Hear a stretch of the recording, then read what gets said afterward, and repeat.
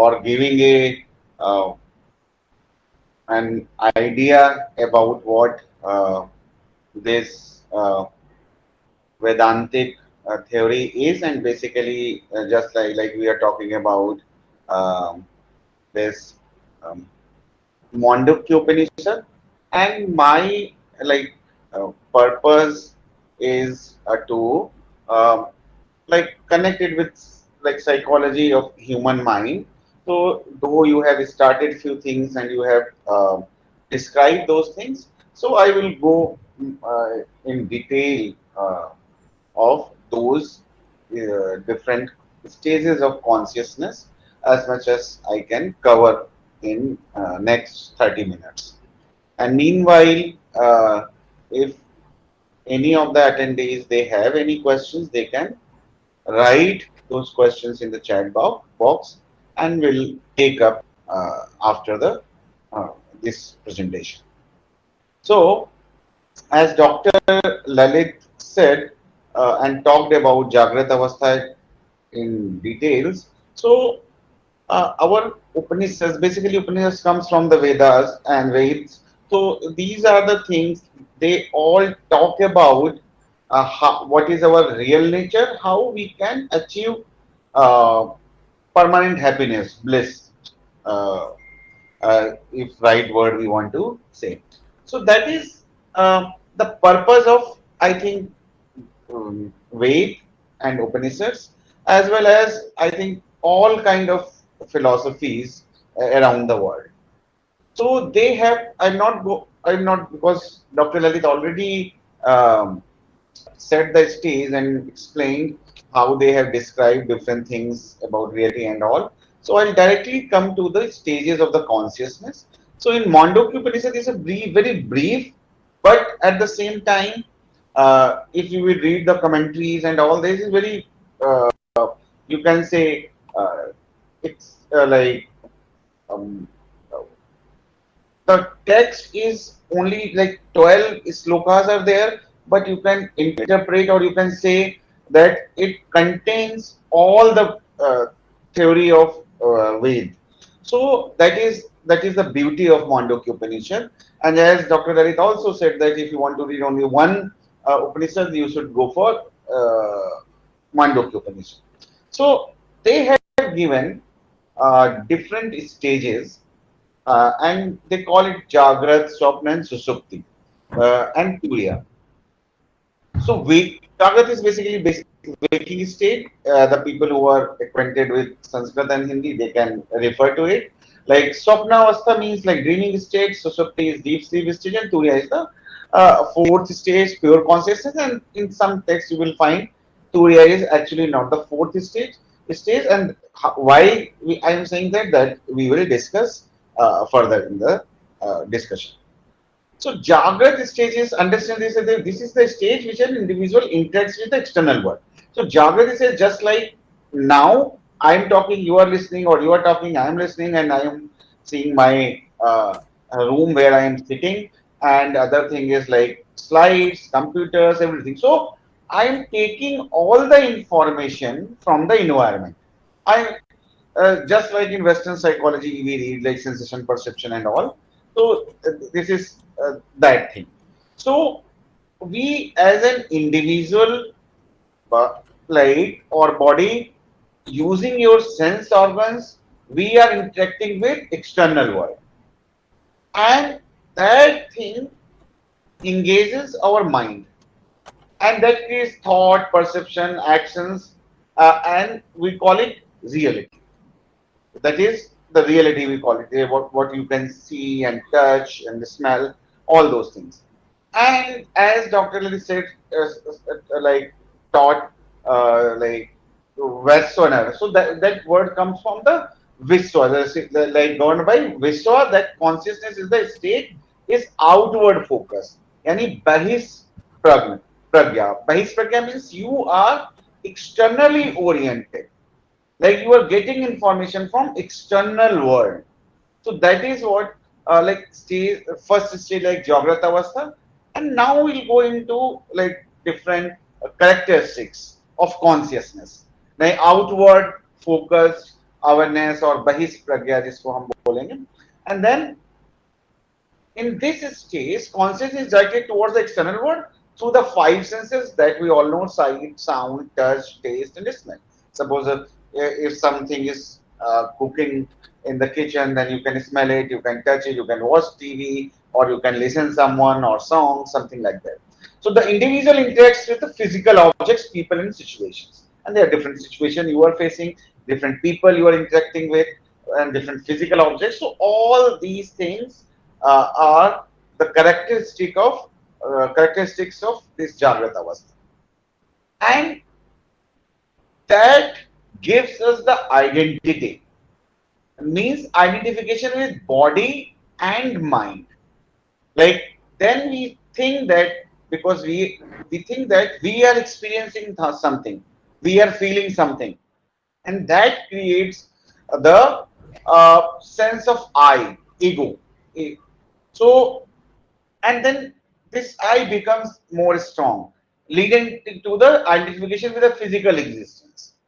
Suppose if I feel sad or low, then I think if I think that if I'm feeling low, I should eat something, or I have to watch some movie or some series on the Netflix. So because you are identifying with your body, if your body is like body and mind, if your mind means your thoughts and all, and they are saying something, and that creates the sense of I. This is you, this is me, I am feeling bad, I am feeling hungry, or something like that. All those things comes under the sense of I, that ego is not in a sense that we use in day to day life, like the person is very egoistic or something like that. It is not in that case. Ego is your identity, that is your ego. When we call about, and in Sanskrit we say aham. So thought, emotions, and sensory person dominates the awareness. So your awareness, your consciousness is when you are awake. So some or other thoughts is like are going on in your mind, and you or emotions or events, or you are thinking about some individual, or about your relationship or about your status, everything. And that is governed by empirical reality. Yani we call it Vyavharik Satta. Vyavharik means that is practical, you can say, that is empirical reality. In this state, one perceives the world as objectively real and separate from oneself. And the next characteristics, like you feel that you and the other, maybe situation, maybe individual, maybe some other things, they are they are separate from you. That is the other quality of this stage of consciousness. And the law of cause and effect operates in full force. You think if you are feeling bad, so you have to act. If someone said something to you, you have to react. When you are feeling hungry, you have to eat. When you are when you are like angry with someone, you have to react in that way, or you show some aggression or something. So law of cause and effect, like that operates in full session. And nowadays, if you will see, or when you talk about the empirical sciences or the world, or these the scientific methods and all, they basically operate in this stage, that is like Jagrata Avastha. They try to find out the cause and effect, all those things. So this is was like uh, uh, another, you can say, characteristics. Other thing is like active mind, manas buddhi in functions. The intellect, yani your ability to reason and all, analyze and make decisions, and the mind process sensory inputs and emotions. So your mind, this is entirely the description from Mandukya Upanishad.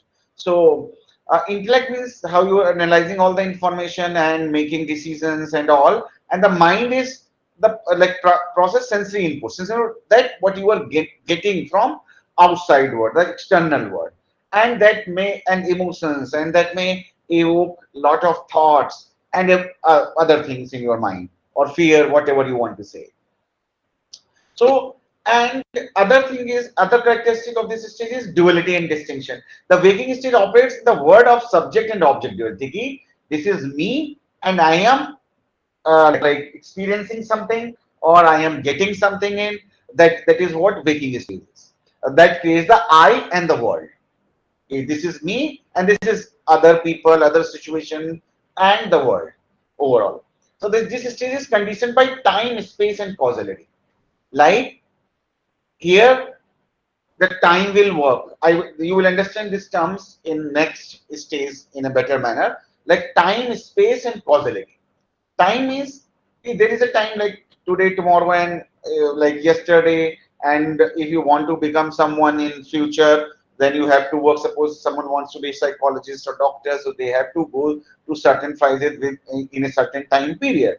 And similarly, space, like I am in, like you are in Delhi, or someone is in Mumbai, or someone is in Kolkata. So there is a distance. If you want to reach there, you will, like you have to go there. It will take time, and there are different spaces. And causality means if you will do something, there will be some reactions and all. So these are the conditions that applies to this stage of consciousness, that is Jagrat Avastha.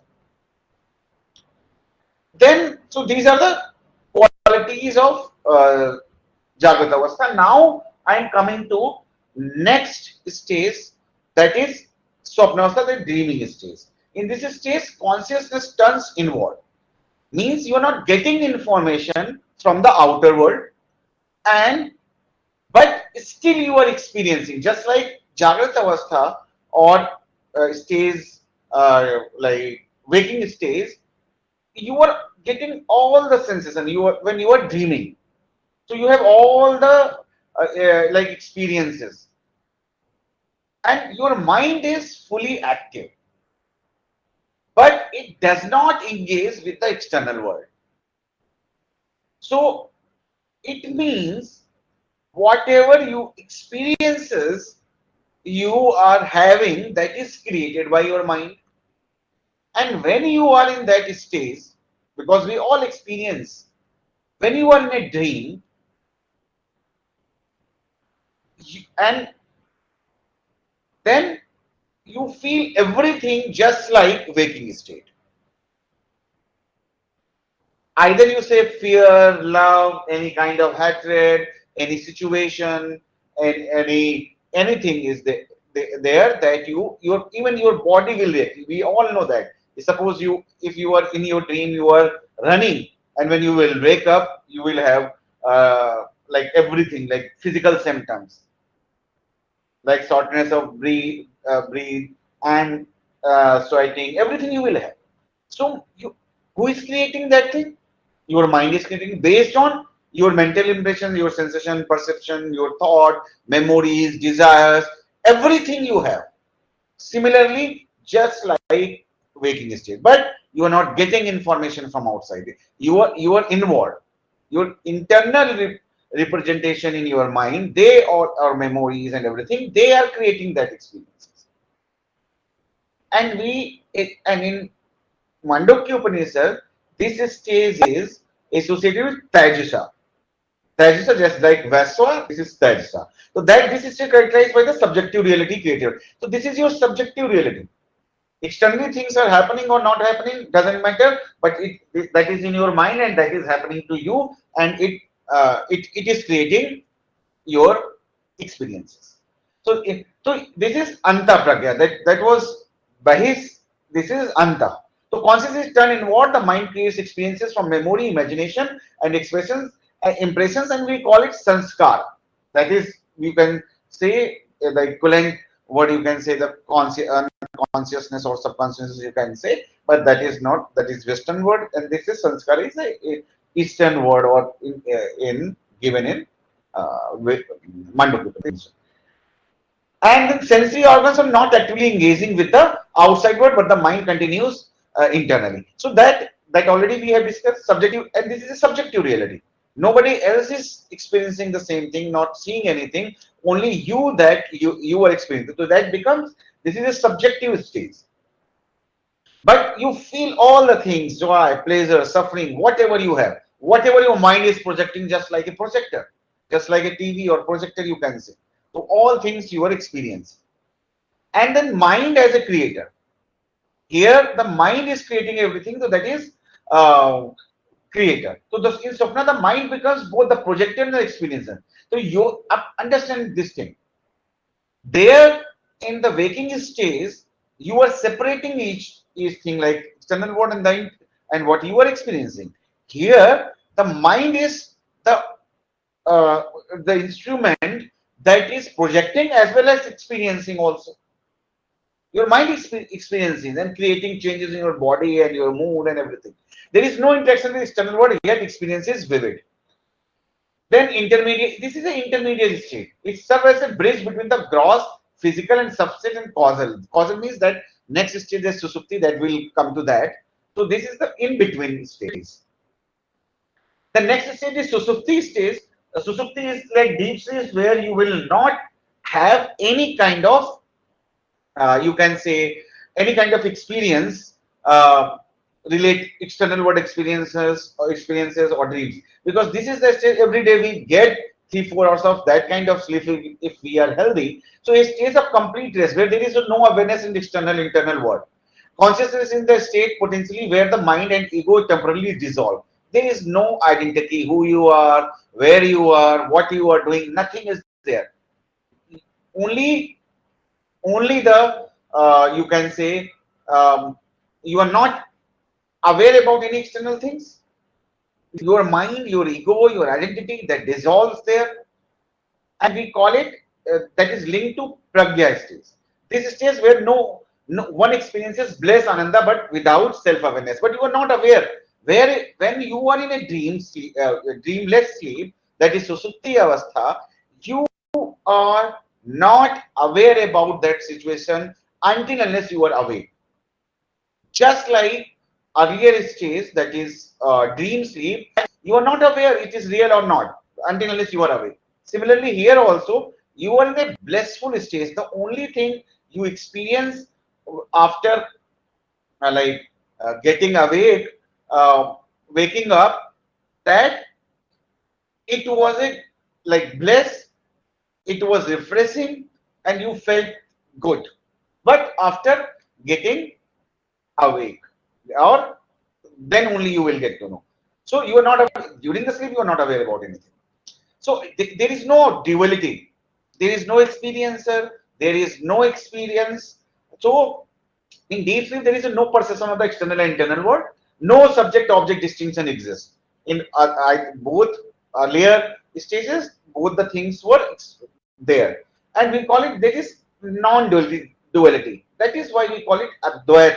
Uh, uh, like to this philosophy we call Advait, because we understand that there is the experiencer and the experience is one. Just like in earlier stage, mind is experiencing and mind is and the mind is also creating. Similarly, in this stage, nothing exists. Unawareness but presence. But understand one thing: the individual does not experience the word body or even mind, yet after waking up, a person says, I slept well, I didn't know anything. पता नहीं था, but you are aware about it as soon as you are awake. So there is no word, there is no mind, there is no experience, but you say when you are awake, everyone, you say that he it was blissful, it was good, है ना? So and it indicates that something. This is the first glimpse where you will get there is something beyond these stages, beyond this reality, as Dr. Lalit said, reality, bigger reality. So what bigger reality is? It means like when you are awake in Jagrata Avastha, you experience that you and the world. When you are in sleep, there is no word, but still you are experiencing. When you are in deep sleep, there is nothing, but still you are experiencing. It means something is there who is experiencing all these stages. So that is the thing. So this is blissful rest, that is sleeping state. So this state characterized by ananda, bliss, due to freedom from desire, worries, and ego. You are not worried. In sleep, like dream sleep, also you are worried. You may see some kind of dreams. In this stages, nothing is there. Mind is at complete rest. no impression or disturbed it. And latent impressions, like key features. Latent impressions, yani Karan Avastha. Karan Avastha means though there is no active thought impression remain dormant, we call it impressions mean like vasana and all. It is potential state, causal body and karma sarira, where the seeds of experience are stored.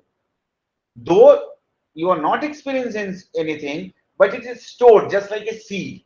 In seed, there is a big tree when you are like when you put it in the like in some soil and that will and give proper environment, then it will become a tree. Similarly, in deep sleep, there is latent impressions. There is mind and everything is there, but you are not experiencing it. But as soon as you will awake, it will create again your identity, your ego, your experiences, your past, your present, your future. Everything will be created by your mind at that point of time. So Vedantic view on Susapti, the next thing is Vedanta says that even the blissful state is not the ultimate because ignorance still exists. So, and because this is the stage where you are not aware about yourself, even your bliss, you will notice it after like awakening. Awakening means from sleep. Then only you will get to know. You will when you will awake, then you will get that thing, that those experiences. So they say, okay, this blissful stage is not ultimate stage because you are not aware about that thing when you are in sleep. So Susupti gives a taste of non-duality, but you get the taste and rest, but it lacks self-awareness. So in deep sleep, you get that taste, what is non-duality, how you feel, what is bliss. That taste you will get, but you are not aware about that when you are in that. The journey doesn't end here. One must move to fourth stage, Turiya, the pure consciousness underlies all three stages. Underlies all three stages because Turiya is the stage, the ultimate consciousness. We'll talk about it. So Supti shows that peace and bliss are natural state when ego, mind, and sense are the rest. Because understand one thing, you are creating who you are, just like Dr. Lalit says, you are assistant professor or associate professor, you have your own child, or you have that position, you have that much money, you have two houses, or all those things. So who is creating? Creating your mind. When you are born, then there is nothing like that. Nothing was attached with you. Even if someone is making fun of you, you don't like react to that. But gradually, when you uh, grow up and like understand things because you learn things, not understand, you can say. But then all these things are happening. Like students are like taking their own life because they are not getting 99% or something. Who created this reality for them? Their own mind, whatever information they get from parents and all the world. So that is also Siddharthi shows the peace and bliss as a natural state that ego, mind, and sense are at rest. But to truly realize that state consciously, we must awaken to Turiya, the unchanging witness of all three states. So they say if you want to truly realize or want long lasting, or you can say long lasting like means like you want bliss, you want happiness in your life, then you have to understand this fourth stage.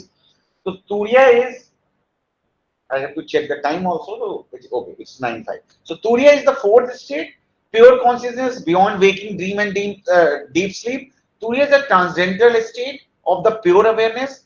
It is beyond duality. Time and space represents the true selves.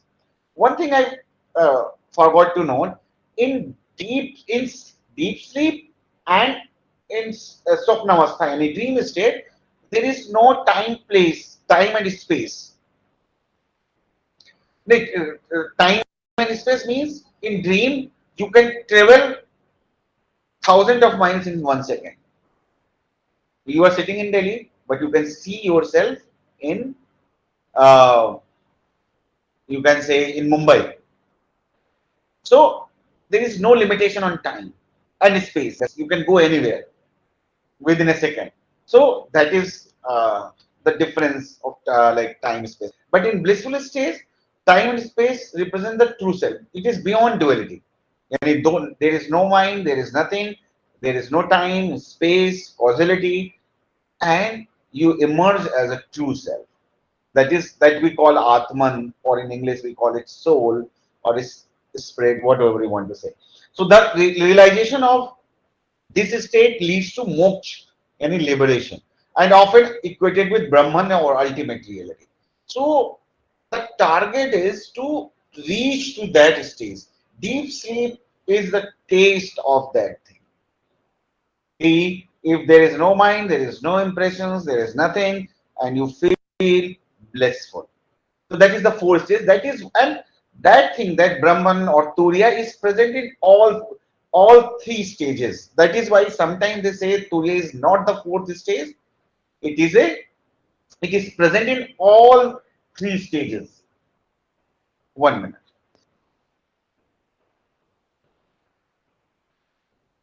Hello. Ma'am आप बोल दीजिए वो दरवाजे की काम. So Turiya is the transcendental stage. Turiya is beyond waking, dreaming, and deep sleep. It is the unchanging witness of all three stages. That is why sometimes we say it is not the fourth stage. Then pure, it is pure consciousness. Brahm, pure consciousness. We call it with different names in different scriptures. It is not identified with body, mind, thoughts, or ego. It is self-luminous, infinite, and internal, the real nature of the self. It is the real nature of the self. It is beyond body, mind, and thoughts. It is self-luminous. And these are the qualities you can read in Gita also. They have, when they describe what is soul. I mean, when they say nobody is like body is kind of close and we change it when it is not useful. That kind of statements you will see there. Always present. Today is not experienced like other states. Like they are not different. Today is present in, because today is the experiencer. And Atman. So rather than it ever present but covered by ignorance. The term that used by the Dr. Lalit, it is like Vidya and Avidya. Avidya is when you are ignorant. You don't know the real nature. You are in like engrossed with your your thoughts and minds, because your thoughts that you have learned, and you are you can say you are taking it as it is, they are real, but that is not real. That is described as Dr. Lalit also said. We cannot go into detail. We may have some more programs like this so that we can discuss in detail each and every stage. So one realizes Turiya through the self-inquiry, like meditation and Vedantic reflection. यानी जिसको हम ज्ञान yoga and meditation जिसको हम बोलते हैं. When we observe our thoughts, we see them, then it is a kind of like Atma Vichar, what we say it, and through that we can realize Turiya.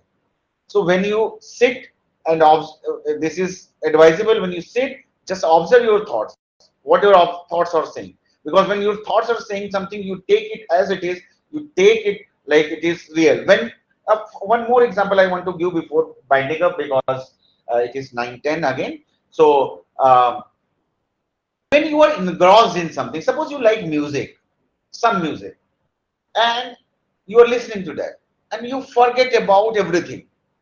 You don't know where time flies.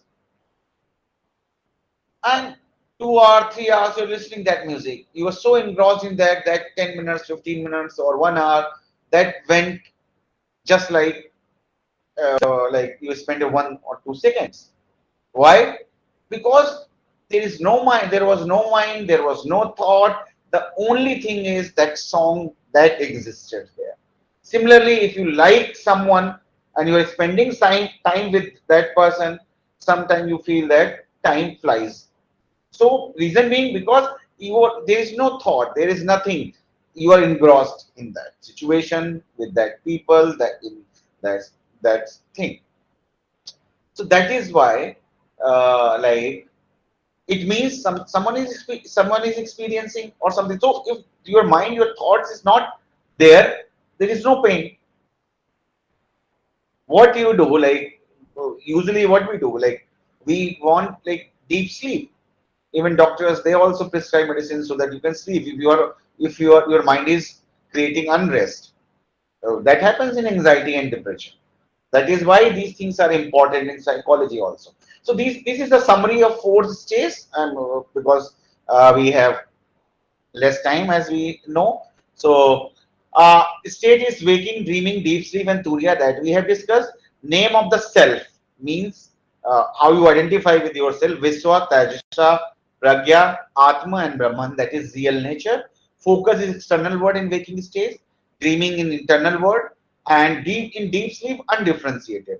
You are not able to differentiate who you are, what is the reality, and all, and you are one with the like almost real nature, but you are not aware about that. Transcendental means when you are in awake, you are awake, and you are experiencing that stage, bliss, and you are connected with your real self.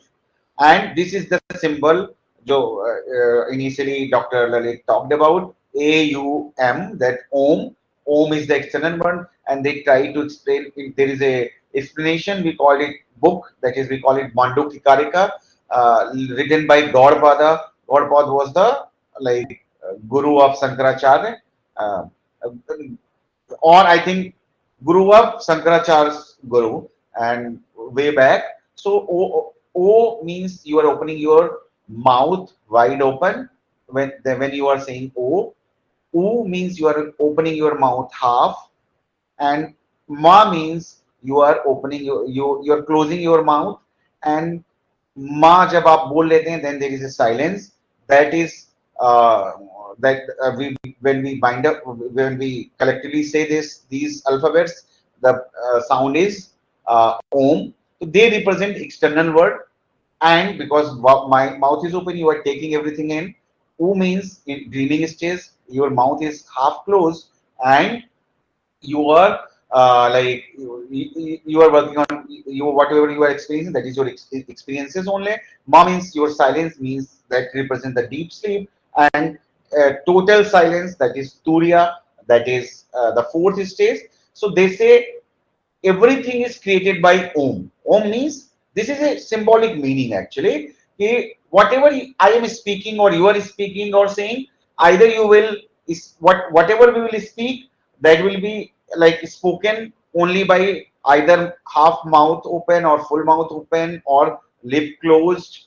These are the three stages in which you can say something, you can create something, you can express something. That is why we say the ultimate bliss cannot be like described by others. That can be only experienced. So that is the silence. So silence is equivalent to Turiya stage. And reality level, we'll talk about. The empirical is Vyavharika, means waking stage. Mental level पे जो भी activities हो रही हैं, that is dreaming stage. And the causal, that is potential. The deep sleep has the potential. When you are awake, then only that will come in. That will work. Otherwise, it is like in in a seed form, you can say. Absolute in like Paramarthika, that is absolute bliss. That is what the summary of the all four stages. So I'm not going further in any details. If you have any questions, you can just put your question in the question answer box, or even you can like ask, because your mic is open, and you can just switch on your mic and ask the questions. Thank you, Dr. Atul, for this illuminating presentation, and it was really quite insightful.